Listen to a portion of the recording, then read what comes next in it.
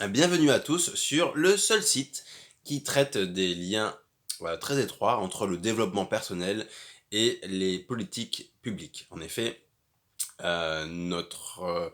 condition de vie dépend de notre environnement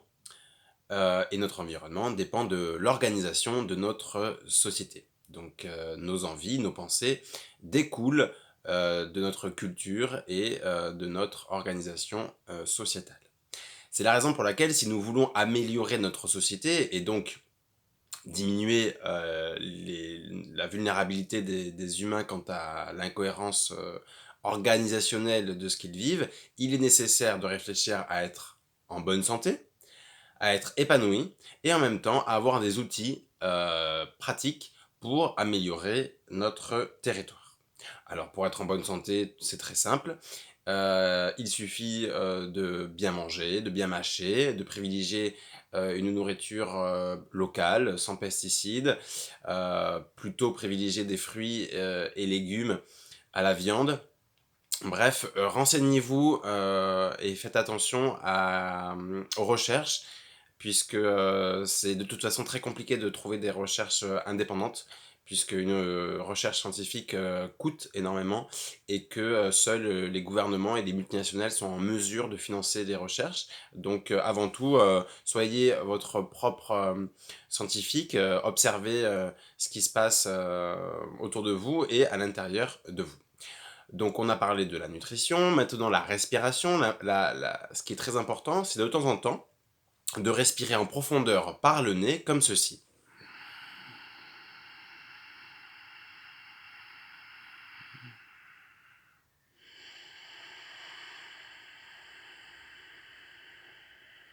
Alors ça, c'est la respiration Ujjayi. Vous entendez un léger bruit caverneux au niveau de la gorge. J'exagère un petit peu pour que vous l'entendiez. Normalement, ce bruit doit être un petit peu sourd à l'intérieur de nous.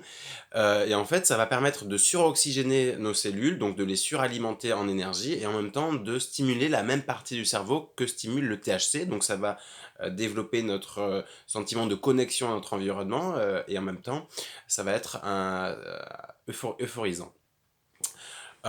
Donc voilà, la respiration, c'est aussi une entrée dans le yoga. Le yoga, c'est comprendre qu'il n'y a rien de plus intime que ce qui pénètre toutes nos cellules et ce qui sort de toutes nos cellules, c'est-à-dire le principe de respiration et de connexion à notre environnement pour ainsi se muscler et s'étirer sur le support de la respiration qui va nous entraîner vers un état méditatif où justement nous aurons la force et l'équilibre psychique pour engager la seule solution qui pour notre société, pour résoudre l'ensemble des problématiques sociétales, puisqu'en effet, si nous distinguons les problématiques entre elles, nous ne pouvons pas avoir d'emprise dessus. C'est l'objet de la géographie et spécifiquement de l'aménagement du territoire, qui est une science qui préconise qu'au niveau d'un bassin économique, tel que par exemple Bordeaux et le sud-ouest, en incluant dans un deuxième temps évidemment Toulouse, puisqu'en fait c'est l'eau qui va déterminer notre zone d'influence, donc ici le bassin de la Garonne, et donc à cette échelle-là, nous invitons l'ensemble des acteurs à se réunir, alors dans un premier temps pour appréhender les enjeux d'aménagement du territoire, dans un second temps pour mettre en place des comités de réflexion par thématique, industrie, sociale, éducation, environnement, etc. Et en fait ces comités sont juste une initiation pour les acteurs pour comprendre les enjeux et pour mettre à jour les chiffres et les projets en cours. Et ensuite, surtout, chacun va pouvoir travailler sur des groupes de travail qui correspondront à vos aspirations. Et à une date T, on proposera à la population concernée de pouvoir s'exprimer de manière transparente, puisque les projets seront auront une communication extrêmement transparente quant à leurs points positifs et négatifs, dans la mesure où cette concurrence entre les projets participera à une émulation qui va éventuellement permettre l'émergence de projets de synthèse et tout un système qui permet de révéler les solutions, des territoires et en même temps de pouvoir les mettre facilement en pratique. Donc ces projets seront soumis à l'approbation des citoyens par référendum et ensuite évalués. Ce principe de concertation est un principe, de base de l'aménagement du territoire et en même temps une obligation juridique, sauf que, pour que nous mettons en place, une justice qui correspond à ce qu'elle indique, il est nécessaire de comprendre les concepts scientifiques, derrière, ce qui n'est pas tout à fait, encore aujourd'hui évident. C'est la raison pour laquelle notre association, l'Institut de développement économique et artistique, est au contact des acteurs, des syndicats, des partis, des administrations, des entreprises, des universités, des citoyens, etc., pour pouvoir justement les sensibiliser, les pré-sensibiliser à l'aménagement du territoire, de telle sorte à ce qu'ils puissent développer leur conscience, et le jour où des rencontres sur l'aménagement du territoire qui devront s'officialiser au courant de cette année, pourront canaliser toute cette énergie pour que les acteurs aient la sensation de pouvoir avoir une véritable emprise dans leur secteur d'activité,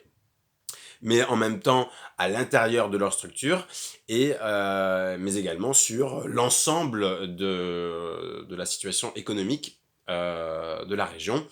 pour relocaliser au maximum nos activités afin de diminuer le chômage, de diminuer toutes les formes de pollution, d'augmenter le dynamisme économique, la cohésion sociale et d'inciter l'ensemble des régions voisines et au-delà, hein, dans les régions du monde, à aller dans cette dynamique d'autonomie, et tout en comprenant que plus on est autonome, plus on peut avoir des relations saines entre voisins, engager des relations beaucoup plus basées sur l'art, la culture, la science, le sport, et puis aussi évidemment sur des denrées économiques que nous ne pourrons pas éventuellement produire. Voilà. Donc comprenons que une mutation sociétale euh, implique aussi une mutation de notre manière de penser, et qu'il est nécessaire de réfléchir à notre équilibre affectif qui est à l'origine de notre dysfonctionnement sociétal. Nous ne réfléchissons pas à des outils simples pour permettre à quiconque d'avoir un certain équilibre affectif et en même temps de pouvoir avoir une emprise simple et efficace sur notre territoire. Je vous invite donc à visiter, à parcourir le site de la géomédiation, et de pouvoir éventuellement me poser des questions, me faire des remarques ou tout simplement demander de plus amples informations. Je vous remercie de votre attention et vous souhaite une agréable journée.